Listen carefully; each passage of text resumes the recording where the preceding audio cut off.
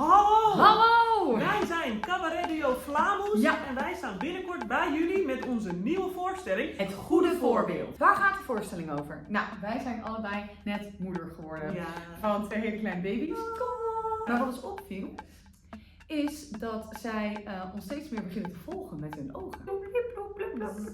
En toen dachten wij, wacht eens even, kinderen kopiëren. Ja, zij denken dat dit normaal is wat zij zien. Mm. Mama is altijd bang, dit is normaal. Dit is normaal. Mama helpt zoveel. Dit is normaal. Mama zegt de buurvrouw nooit gedag, dit is normaal. Mama eet al haar angsten voor een derde wereldoorlog weg. Nou, dat is trouwens best normaal. Ja, dat vind ik ook normaal. Mama troost zichzelf met ChatGPT. Dat is normaal. Mama is weer niet naar een protest gegaan terwijl er genoeg reden voor is en ze kon gewoon. En nou, Kees, bij ons de vraag van, joh, hoe willen wij er eigenlijk uitzien door deze nieuwe ogen? Want het is nu geen fraai beeld.